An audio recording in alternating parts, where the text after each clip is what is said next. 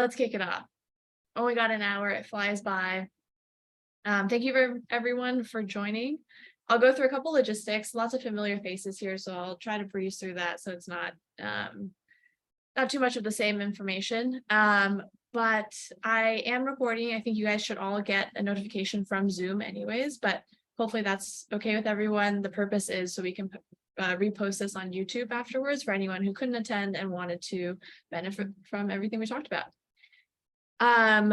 All right, let's see. A quick intro for me, for everyone who's new, though there are a lot of familiar faces, which is great. But my name is Angela. I'm head of design at Flexpa.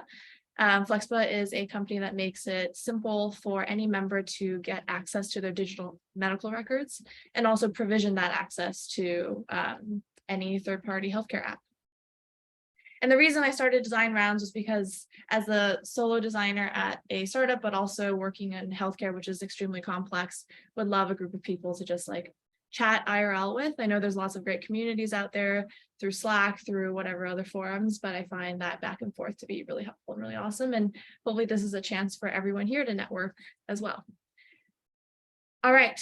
Some logistics, the boring stuff. I think everyone's already doing this, but thank you for keeping your cams on. I think it really just helps with us engaging with each other and having a fruitful discussion, so we're not talking to boxes of like names, still talking to boxes. When we go through the discussion, if you guys could all use the raise hand feature, that way there's sort of like a lineup. We're not doing like the mute, unmute, pause, unpause kind of a talk. Zoom will order you guys based on when you raised your hand. And then this happened last time, but please don't wait for me to call on you. You don't have to do that. As soon as you hear the last person sort of ending their part of the discussion, feel free to just chime in. What else do I have in this logistics thing? One thing that I found pretty helpful, it's hard to do intros when we have so many people, and we have sort of mixed modalities here, some people in meeting rooms, some people virtual, but if you go into the chat, or is it participants?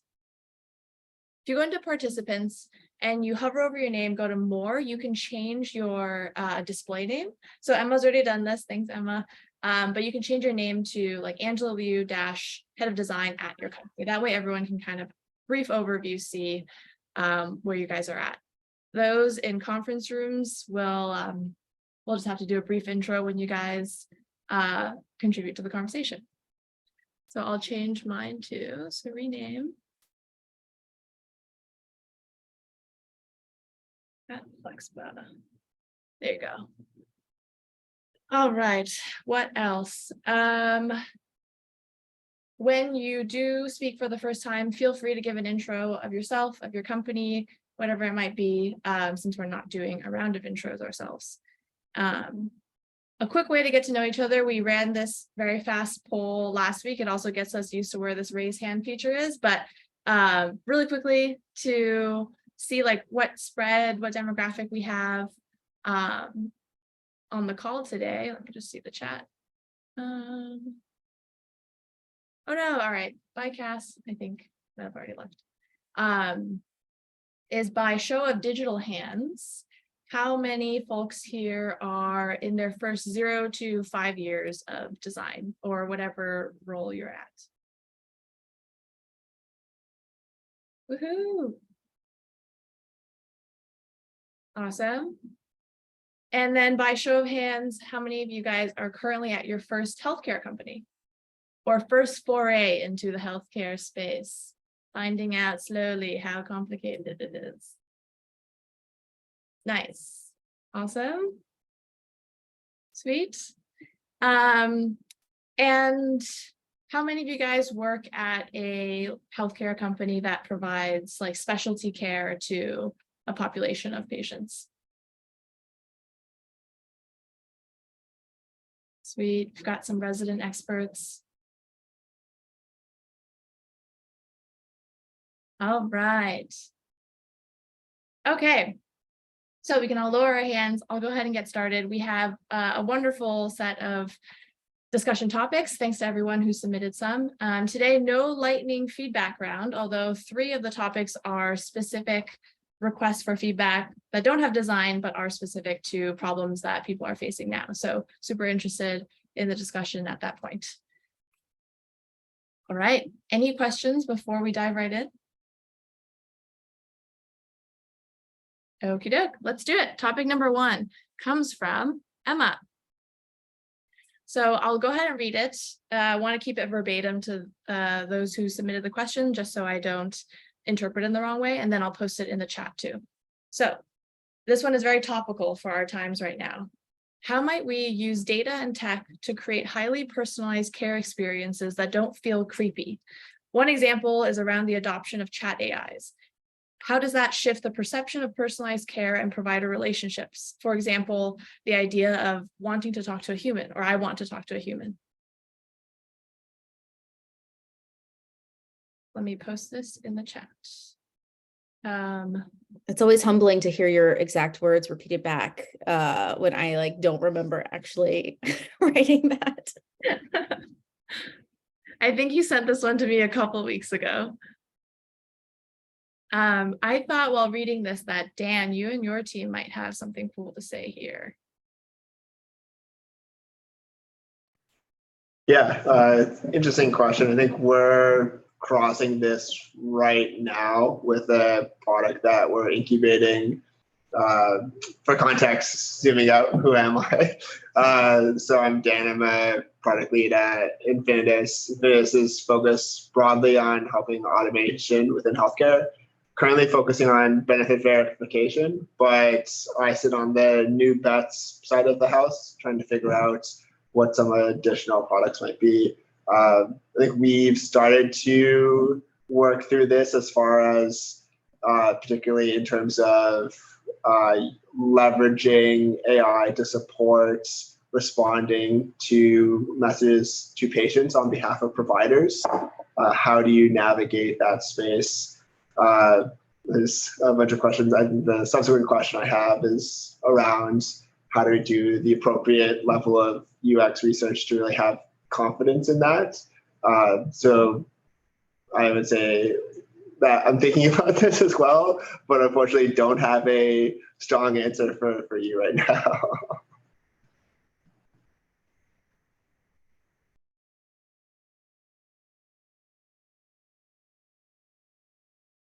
I would definitely plus one this. This is something we're thinking about at Ophelia as well. We treat opioid use disorder with telehealth. So our patients have very specific needs. I don't have an answer either, but we're currently planning a slew of user interviews to ask our patients, what would you rather have, as a human experience versus an automated experience? I'd be happy to report back to this group once we've completed those. Yeah, that would be really cool. Let us know.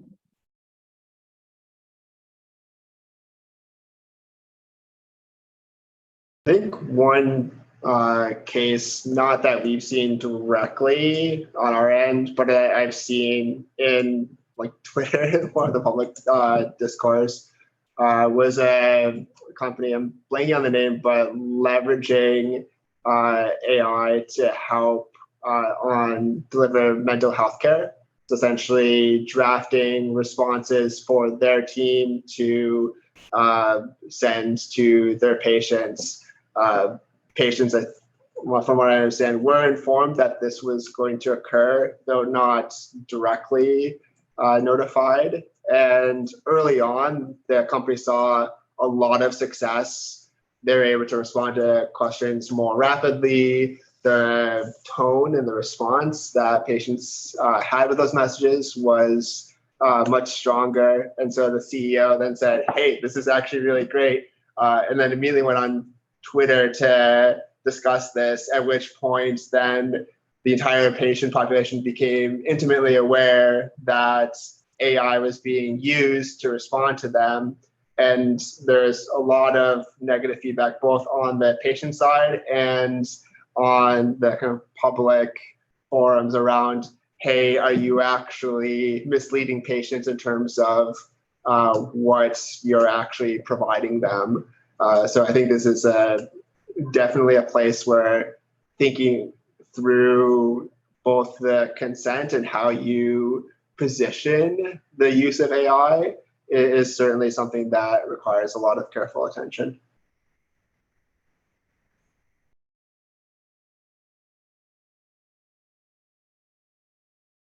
Yeah, we just had a discussion. I'm Emma. I work at Sana. We offer health plans to small businesses, but we're also stepping into the provider space as well and creating like async virtual care options and trying to own like the payer provider patient relationship.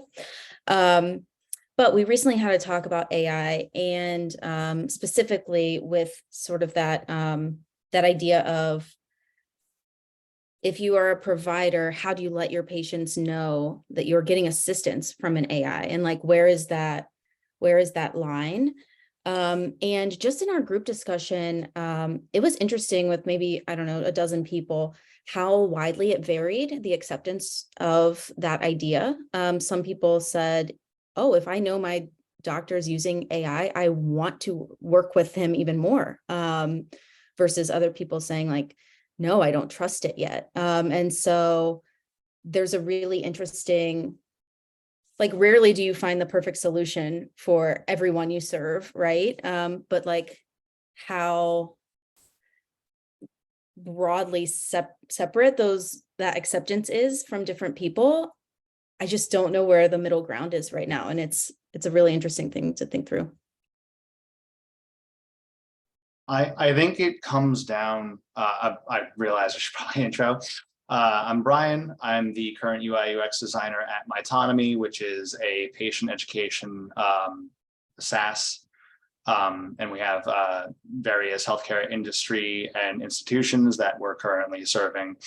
I think it comes down to three things: transparency, which is extremely key, especially in the healthcare space; consent, which is, I think, both you, Dan, and Emma were both kind of touching on, but I think very directly it's about consent. And that's where I think a lot of the issue comes from, that people don't feel as though they are being given a say often when they're dealing with a person rather than a machine or some sort of algorithm or AI, whatever it might be. Because healthcare is so personal to the patients, while it might not be to the providers in anywhere near the same way, of course, consent and transparency, I think, are extremely paramount. That's where I imagine a lot of businesses will end up failing if they're trying to use things like Chat GPT, like other AI scripts.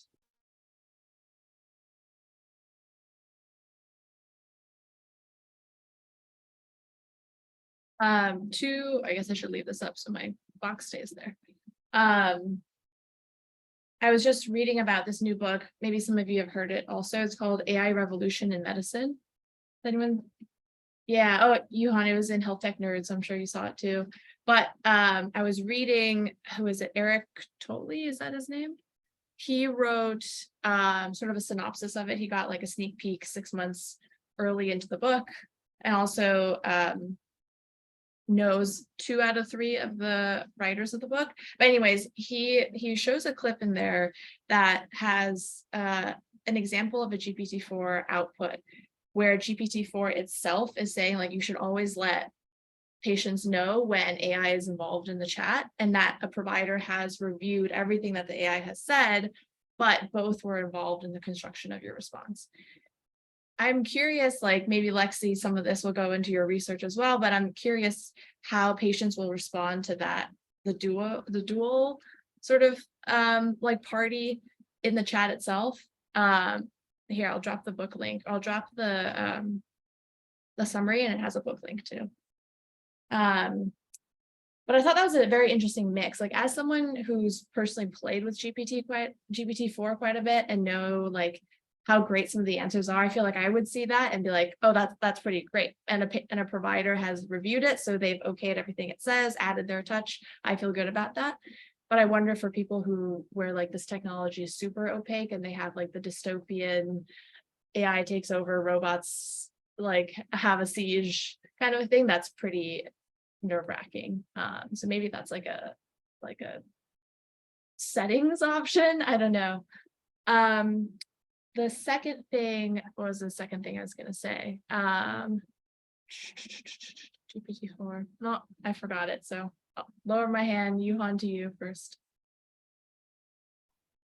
We're in this transition state where the fact that we can talk about this as a choice is interesting. Brian's talking about consent and transparency. GPT-4 went closed. In fact, there are now reasons for it potentially to stay closed. I'm a big open source zealot, and at least I'm peering into like there are reasons for doing that. That's a longer conversation. But I actually think that if we're bartering usage for and some of our data or consent for an amazing service that's getting smarter and smarter and smarter over time, we're going to easily use that and not think about other the ramifications. It's a very human thing to do. I'm not saying it's a good thing, but it's going to get 100 times better than clinicians. It's going to get 10,000 times better than clinicians over the next 4, 3, 2 years. You think how the speed of which it's moving. So, and the fact that it's going to become self-contained in our phones, the entire GPT database is being compressed into 1 terabyte. That will live alone without an internet connection on your phone, on your watch. So all of a sudden your data is transportable. It becomes your model versus everyone's model. It's a little weird, but there's also the flip side of that, which is the danger of usually smarter equals a deadly advantage. And so when you think about these machine-based models becoming 10,000 times smarter than us, it's coming. There's no question. You can see it. It's passing Moore's law, which it did last year already. What happens? What did the Europeans do, the Native Americans, with a smarter technological advantage? We wiped them out. What happened to the dodo bird? Humans wiped them out. So there is a weird other side to this, which I hadn't put a lot of faith into, but there's something to think about there. Let me leave on that terrific note.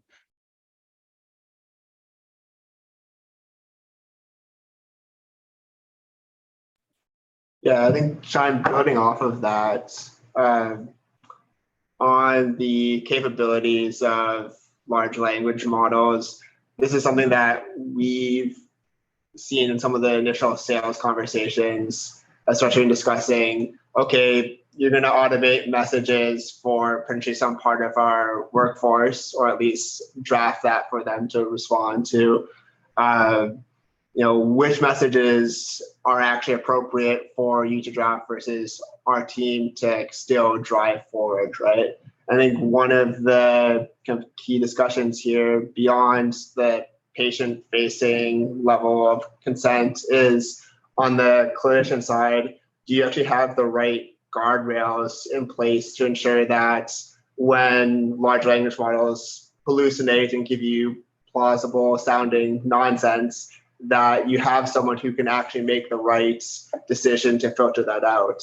So I think one concern that we've seen is, hey, like if we have our medical assistants suddenly start responding to all of the messages, including things that require advanced clinical knowledge to be able to issue a diagnosis or provide medical recommendations, that's actually outside of their scope and level of certification, and probably not actually a place where they can adequately push back. And so we kind of see the world in terms of administrative versus clinical, where on the administrative side, that seems like a really great low-hanging fruit place for large language models to play. Also potentially building in some of the more social components of messaging back and forth. But when it comes to clinical decision-making, the longer tail and the thing that I think these models will get better at over time, but right now aren't there, and I think most providers are a little bit worried about, is on this clinical decision-making.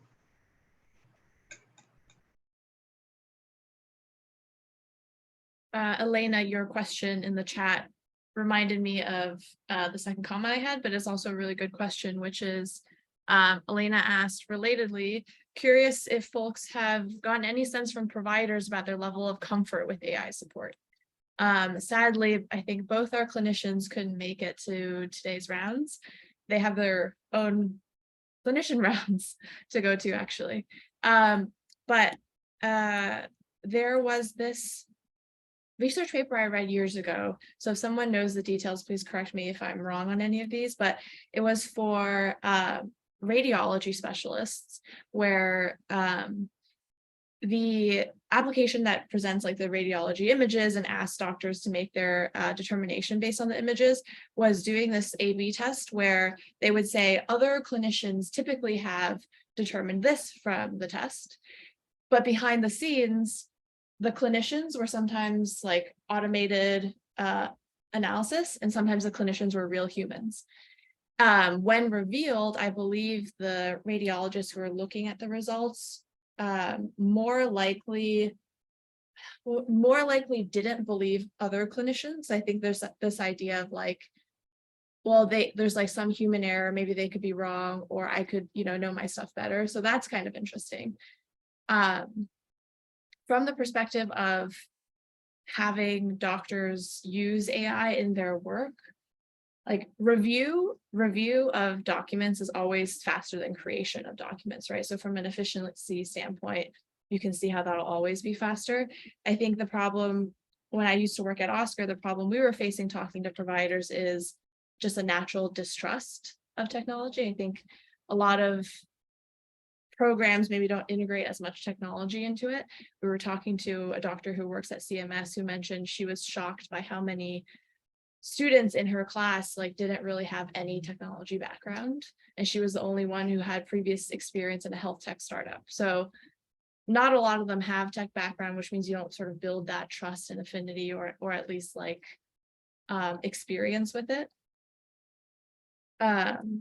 So I'm wondering if like, is there a way to show doctors that this AI like can pass a Turing test or can pass or whatever? Like, what is the avenue to build trust with doctors for these AI models, given that they might not be able to understand source code? Okay, the very last thing is an interesting use case from a patient standpoint to use AI is for a second opinion. I thought that was a really fascinating idea that someone had posed. I think I just saw it on Twitter, but second opinions in general for patients, it's a really good idea. You guys should all get second opinions. But to get a second opinion from your AI and bring that to your doctor, you might not have to say like, oh, I got this from GPT-4, but you can bring up like, well, in like 1% of cases, my symptoms have led to this type of a disease or this type of a, issue. So I thought that was a really cool use case. Okay. I basically was like, I know, Emma, exactly. Oh my God, 100% WebMD anxiety 2.0. That is like a perfect consensus statement of exactly what I was thinking. I would be on there. Like, what's the percentage of like probability that these symptoms lead to this case? Like, I was like, how should I approach my doctor about this and like word it? Just to like guide me on that path. I'm kind of going to circle back to the thing that you were saying in regards to like generating the care plan and assisting clinicians, mostly because before moving to Flatiron, I was actually in more of a behavioral health care social workspace, and they also have to generate care plans to patient navigate like with their patients on like social determinants of health, like essentially making sure that they get like education and care plans and to navigate their like stuff for like education and or housing, probabilities, and like making sure they're getting security for like other aspects. And I can just imagine, and they were a user group of like 40 to 60-year-olds primarily. And they would definitely see the benefit of like an AI who can, they can stick the documentation of their patient, and that would like generate a care plan that would like create tasks and or questions to like ask their patient, And so part of me like sees the benefit as like a prompting tool, for these people, because those social workers see the benefit of like a human needing to reach out to a person who is like lower income, has a lot of health like problems, and they will never be able to have like the technological like accessibility to like accomplish their own goals and means. And they know like having a human contact with somebody navigating them is really important. But they, as like a social worker, need the support to be able to, because their caseloads would go from like 20 patients to 50 patients.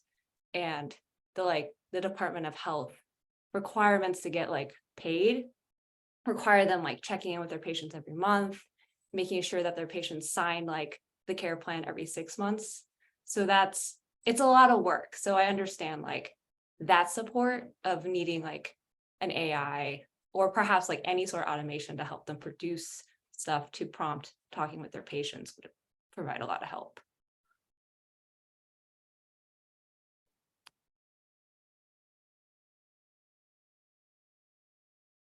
Thank you, everyone, for chiming in on that conversation. Hopefully we'll have a follow-up part 2, and both Dan and Lexi and anyone else doing research gets their research. We can come back and maybe share some of that. That would be really cool to learn. Okay, let's go to our second topic, which is from Dan. So again, I'm just going to parrot you here, but feel free to add any details that you wish. Dan said, I'd like to pose the question on how to shadow hospital staff. I'm in a chicken and egg situation where we're working to close a deal with a health system, which will give us access to shadow and iterate via some low fidelity pilots. But to convince the health system to do a pilot, we need to show them that we actually intimately understand their EHR workflows already. So how do you balance that? Let me pop this in the chat.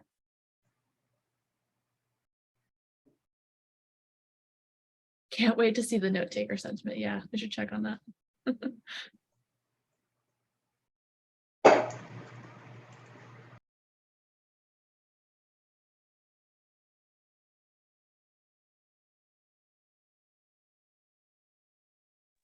Dan, could you possibly share more about what you're hoping to get out of shadowing the hospital staff? Yeah, absolutely. So building off of the patient messaging example, which I highlighted previously, the way that we view building the product is to help augment staff and being able to draft messages more quickly. Within that, understanding how messages are coming in, who's responding to those messages, and then kind of how that triaging, filtering process works is something that we've been able to do reasonable secondary research on and have, leverage, like I've leveraged my network, have reached out to folks here at Infinis to leverage their networks to chat with clinicians and get kind of like a interview level readout on some of those workflows. But ultimately, I don't think I've quite found the right person to directly talk to who's drafting a lot of those messages yet. And then secondarily, being able to see how, for the example, like a medical assistant who might spend 50% of their time focus on managing an in-basket or an inbox, understanding what the SOPs are there, how they also use Epic or their existing EHR, where ultimately our view is that we need to live alongside Epic, and Epic is also talking very aggressively about building a competing product here. So kind of thinking through and understanding that more from the technology standpoint is what drives me to say, hey, we actually need shadowing. I think an update from this is that as of yesterday, was actually able to have a sales conversation where we're going to be able to do some shadowing of a health system that has folks who are dedicated full-time on drafting messages or triaging messages for clinicians. So I think that this problem might just be that I am in some ways a little impatient and want to have a better answer for leadership and sales team up front. But I'll pause there since we also have multiple other new product bets that we're incubating. And I think those also run into very similar challenges where there's an idea on what the product could be that will sell. And then we're trying to play a little bit of catch up work on what is the actual, like, how strong is the user need? What are the workflows that this product would exist within?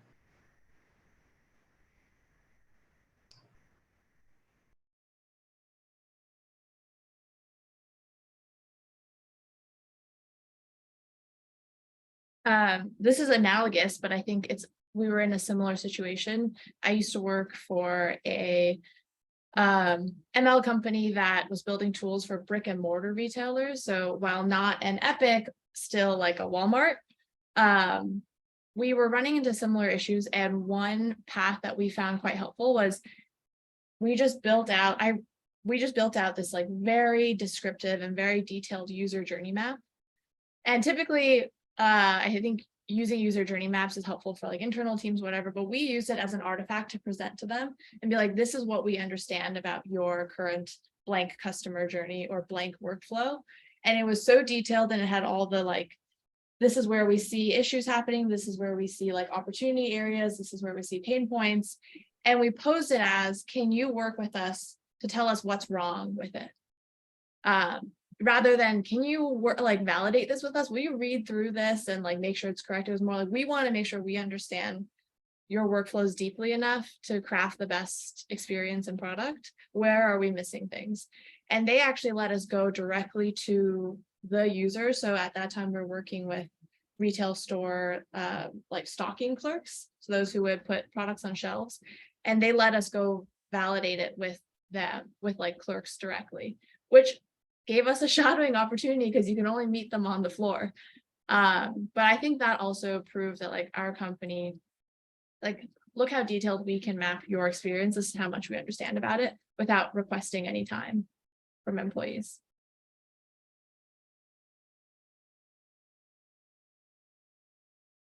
Following up to that, I actually had a really similar experience. Previously, I worked at this nonprofit health tech company that specifically works with matching Medicaid care seekers with caregivers. And so the whole point of the platform was that we are partnering with the state to gain trust. And although it sounds really good from like an end user perspective, because it's like, oh, like you're certified with the state, it was really difficult to start partnering with the states because we had the same issue where it's like, why should we believe in you? Because you don't really have a brand for yourself yet. You don't really have backings for it. And very similar to what Angela brought up, what we did was we just started mapping and creating very detailed artifacts as a way to present to them so that they can see like, oh, you guys are actually trying. And I think it's much more about like building relationships with the people and like the point of contacts that you have at your partnering agency, company, and entity, whatever you want to call it. And I think truthfully, we did also have a lot of help from project managers to build that relationship, because there is a limitation, I think, at least from a designer perspective or a user researcher perspective, when it comes to negotiating this kind of thing. So I think in my experience, it's definitely like a group effort where everyone really has to step up and be very willing to build relationships. Especially, I think Angela also touched upon this. It can't really just be like, oh, we want to do X, Y, and Z. Can you help us? Like give us these resources. A lot of times I think by framing it as like, this is what we already have. We really just want to improve upon it before we release it or before we bring it to the end user. A lot of people tend to be much more empathetic towards that approach, I find.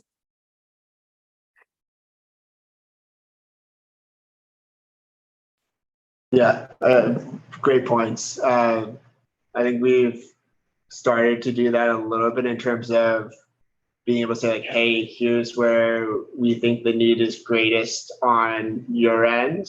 And so I've like been able to pull the knowledge that we've had to date into some higher level view of that. But you're absolutely right that the next step in that is being able to talk more directly about some of the workflows and approach this from the standpoint of co-development and partnership. So fully appreciate that sentiment.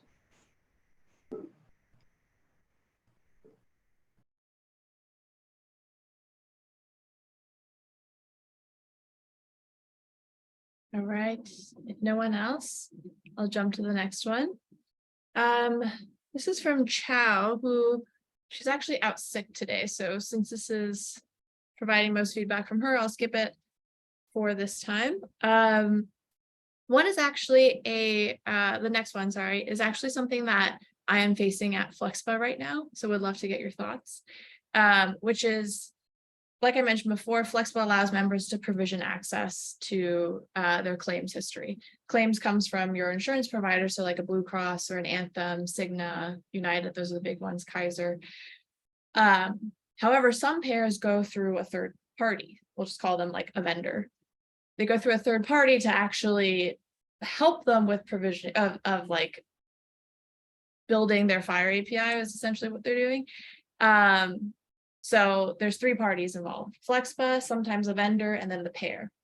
What we're seeing right now is there is a particular vendor who requires patients to create a separate login for their application in order to connect to their medical data. So you can't sign in with your normal insurance login, which for the vast majority of providers you can do. So this vendor requires a separate login or a separate account. And in order to make that separate account, in order to enroll, the payer has to have sent out member-specific enrollment codes via like an email campaign or snail mail or a phone call or a text message. None of them have done this. And that's legitimately 0 of them have done this. So we want to be providers of a good user experience, obviously, but we need this enrollment code. We need this to happen. I kind of just wanted to throw it out there, see if you guys had any like creative ideas. We can't really ask the payers for the enrollment codes to store on our side because it's member specific. Are you like 100% sure that they're receiving the email? I'm 100% sure emails haven't been sent. So after that, they might be received, they might go to spam. I mean, I ignore most of my payer emails that don't say account statement or EOB. So that's another hurdle.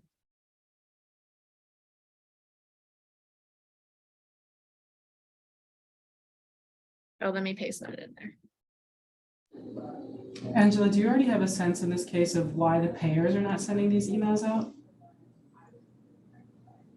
Not a direct quote from a payer, but I just don't think they're really incentivized to, I suppose. Like there's not enough healthcare apps requesting access to this, I think, for it to like make a big splash right now.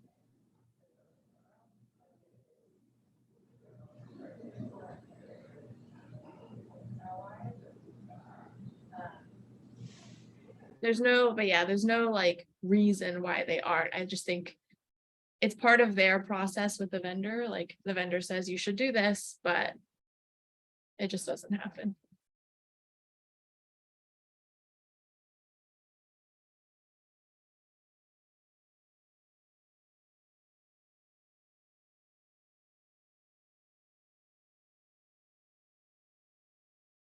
Dad, if you come up with any ideas, please let me know.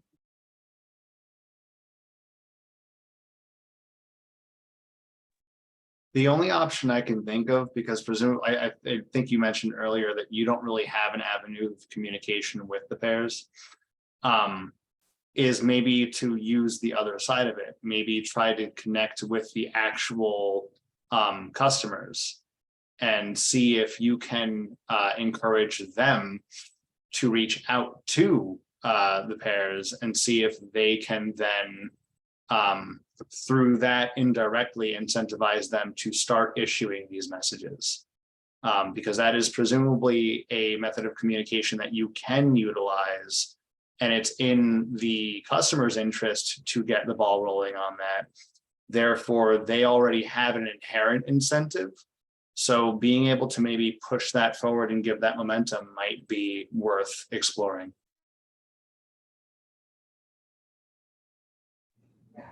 So I'm thinking about email campaigns. So, you'll have an issue that'll come up and you'll get a bunch of emails from, like Act Blue, for example, that says, reach out to your congressperson, right? And that is a hurdle that a lot of people are like, well, I believe in this and I want it to happen, but like, when am I really going to craft an email to my congressperson or call my congressperson, right? So one of the things that these organizations will do is they will templatize everything, and all you basically have to do is sign and press send.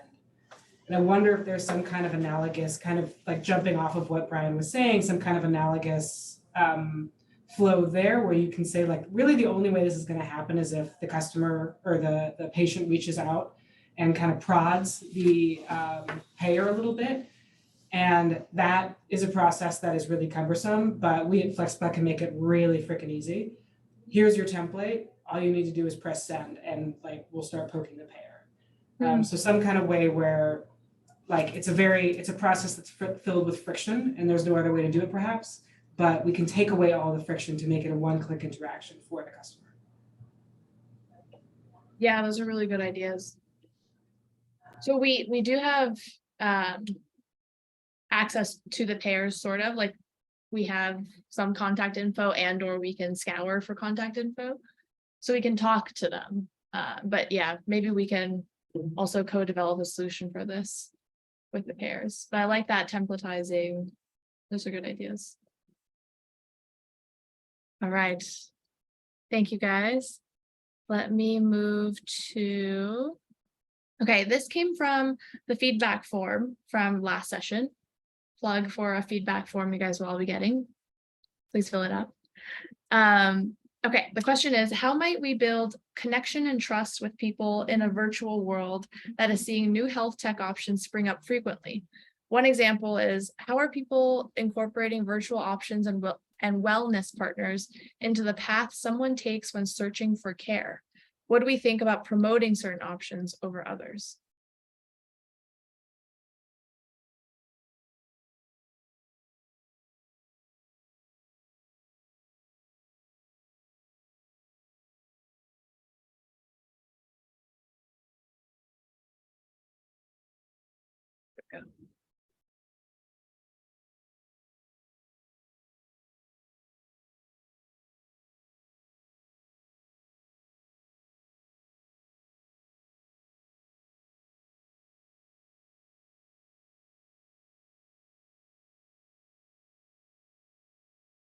And perhaps a starter is just, in any of your products or applications, are there any workflows where you inject a virtual option in the middle of a user path?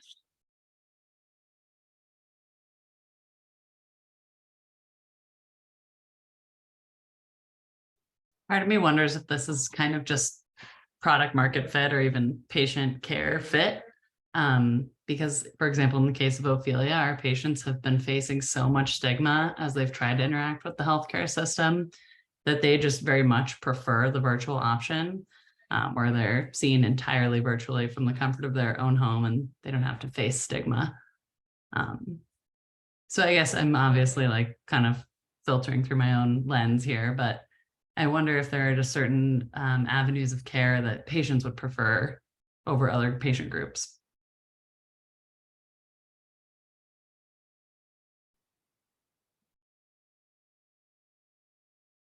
At Ophelia, we've even like talked about completely asynchronous care as an option. So, is there a world where patients can even like video in? Has anyone used the Marco Polo app to send videos back and forth with your friends? But even showing up for an appointment is sometimes hard, right? Even if it is virtual. So can I just send a video in, and that's kind of my checkup, and then my prescribing clinician reviews that, sends in whatever medication is necessary.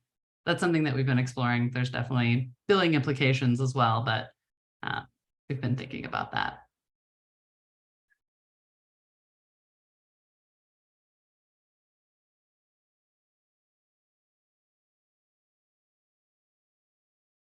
this is an answer to that question, but Lexi, what you're saying is like, I'm thinking about like how customer like care guides or concierge or your typical like customer support at healthcare companies, like what that would look like if you were bouncing videos back and forth. Essentially, it's the same, like you might be able to just derive more information from the video than you are from the chat anyways. And the complications of asynchronous chat are still there, but you get more information potentially from body language or showing a part of your body versus a picture of it that might, you know, be downsized when it sends through your chat platform. So that's really interesting. I wonder like how many routine questions could be answered in that way, like things that don't require immediate follow-ups.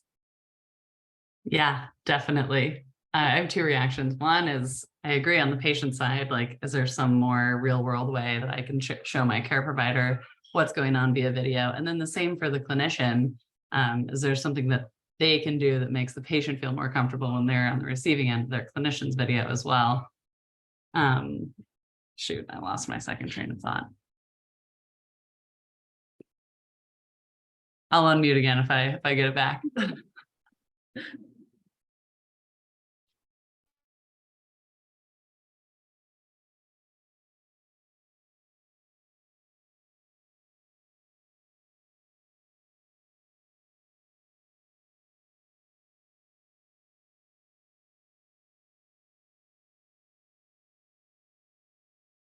If no other thoughts, maybe in the last 9 minutes, I'll throw out one of the last ones. Let's see.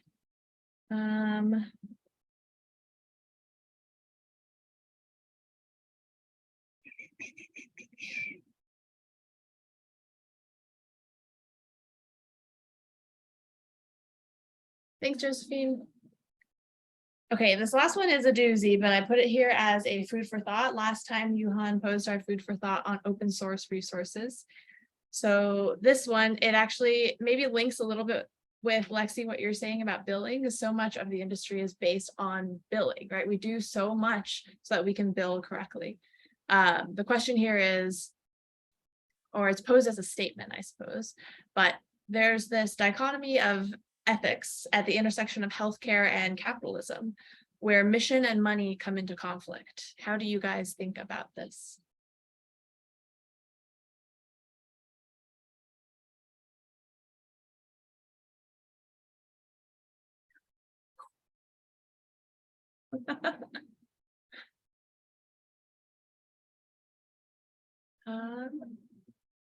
Elena, I'm not sure if you were talking to the group, but we couldn't hear you.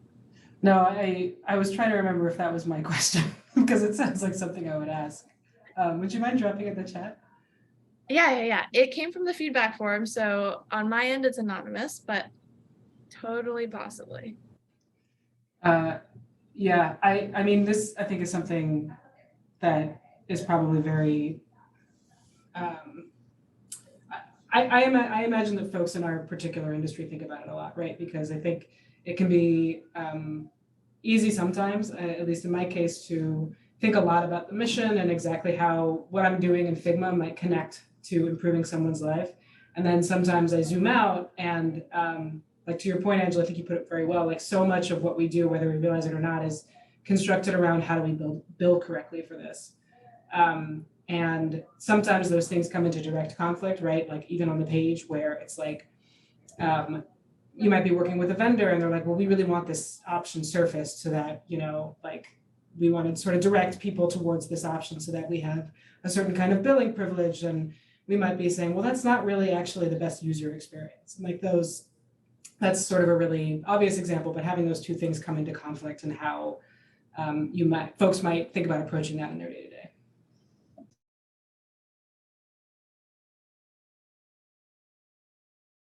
I sometimes feel like I'm putting like band-aids over just wounds that are not really big, but there's a lot of cuts that are just on the board.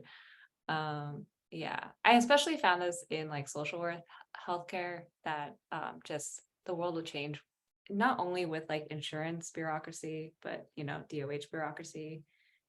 And a lot of it was like trying to ensure that like these social workers were like filling out the correct forms so that they could bill, insurance companies to get their, but I wasn't like, it felt a little bit like, oh, but is there some sort of pressure we can put on these insurance entities to make this experience of like being a provider less heavy? There's like so much documentation that's like needed.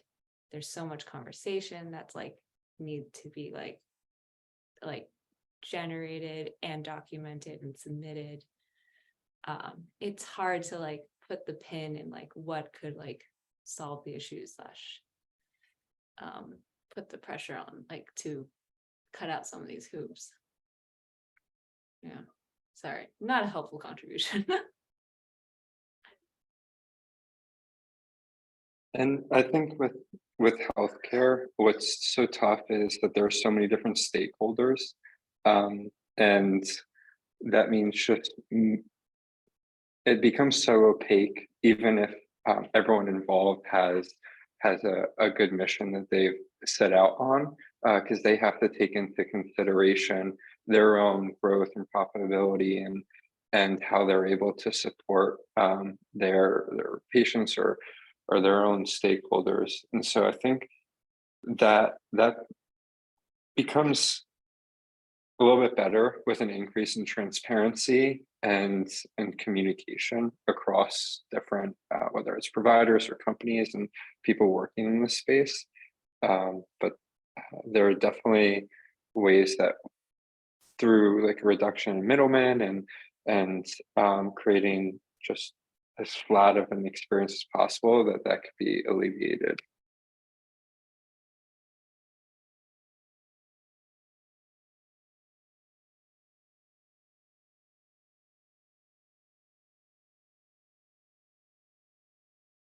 Just jumping in here.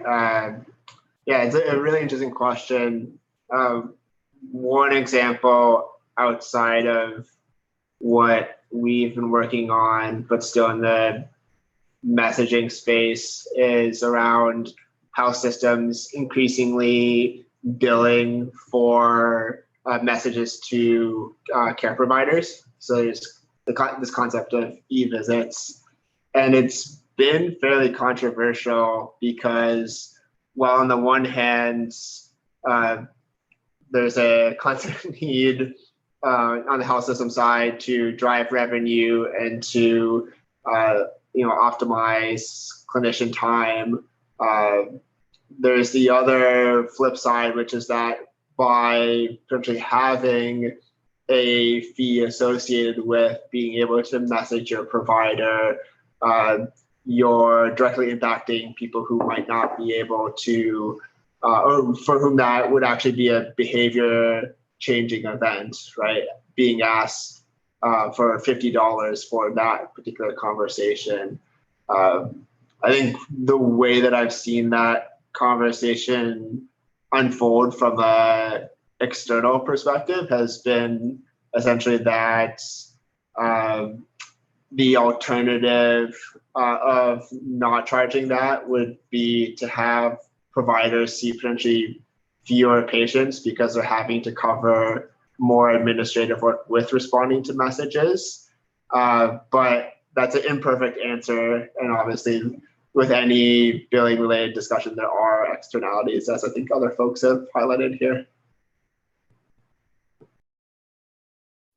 Yeah, I kind of, I also used to work in healthcare like Phyllis, and like one of the worst parts of the job was doing all the documentation and then billing at the end of the day. But I wonder, and I am more of an AI doomer, but I wonder if there could be tools similar to like the note taker that Angela is using that could, use the power of AI to make documentation take up less of the clinician's time. Like I think there could be solutions to this, and like just needs to be created.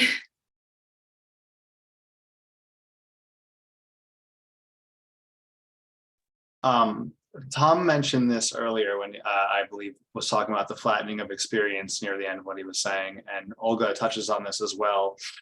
When it comes to business, the larger an institution is, the more money and time is focused on a reduction in variance. So how many workflows can we reduce the amount of steps or possible changes for? How many workflows can we fold into the same kind of feature? How many features can we turn into the same logic in the back end, so on and so forth. The thing about being a designer in a healthcare space, in my opinion, is that part of our job is to align the reduction of variance that benefits the user with that reduction in variance that also benefits the company that you're working for or the industry that you're working in. That's a really difficult challenge to find a solution to. But I think that at the end of the day, art and design are about decision making, and part of that process that's at a really higher level is really finding ways to align those variance reductions. So I guess to round it out, my point is that the confluence of those two things, the capitalism stride, as well as the sort of like proper mission stride in helping people, is aligning those two goals in a way that benefits both without necessarily favoring one over the other.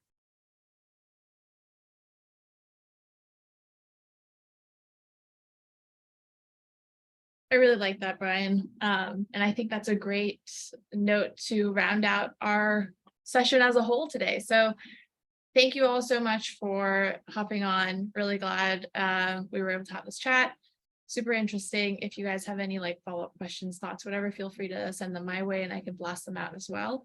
But I will send out a quick feedback form. It's just for me to get a pulse on how the session is going, what you'd like out of it, what to whatever. But thank you all again and hope you have a wonderful rest of your Thursdays. See you guys.